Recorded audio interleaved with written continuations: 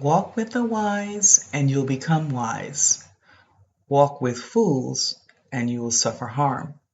That's Proverbs 13 and 20. And today we're going to be diving into some wealthy wisdom.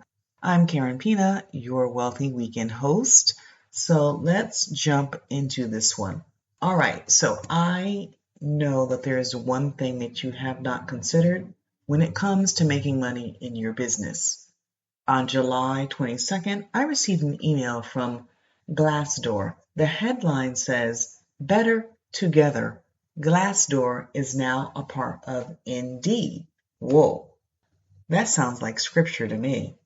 Worldly people know how to combine their businesses to prosper more than they could ever do separately. That's a power move. That's a wealth move. So whether it's partnerships, mergers, or referrals, they know how to continue to prosper as shifts in the marketplace occur. Answer this for me. Why do professing Christians resist coming together to prosper? I see Luke 16:8, the B portion, in play here because the children of the world are wiser than the children of light. Surely they make friends with mammon to prosper. Now, before you think I'm suggesting that we start emulating the world, please know that the world often follows biblical principles in their business without quoting scriptures. I'm not merely spitting out facts here. I have first-hand experience with this. Here's my story. As you may or may not know, last year we hosted the first ever Wealth Me Live experience. We hired a PR firm to help us seek out a variety of partnerships to aid with ensuring the right fit woman knew about the experience. Out of all of the people that we reached out to, only 2 professing Christians could see how to work in this way as a kingdom strategy. Oh, and by the way, we positioned this as a win-win strategy. It was intentionally designed for each partner to win. It wasn't this kind of one-sided thing. There was value in it for everyone. It seems believers have this God told me mentality. Yes, he did. But he also told someone else something similar. For example, you are not the only one who is called to serve in the marketplace in the personal development, branding, event hosting, or coaching space. What people serve similar clients in the same industry? How can the 2 or 3 of us come together to make kingdom impact? These are the sorts of questions that we need to ask versus focusing solely on what God told us to do. And this isn't limited to business. We can see this in ministry too. Now you know that the 16 churches around the block can join the one to make a greater kingdom impact. 2 are better than 1 because they have a good reward for their labor. For if they fall, the one will lift up his fellow. But woe to him that is alone when he fails, for he have not another to help him up. That's Ecclesiastes 4:9 through 10. Sadly, we allow others to fall in Christendom. We would much rather be number 1 spot than to help someone else not close their business due to the lack of revenue. On the other hand, what Indeed did was this.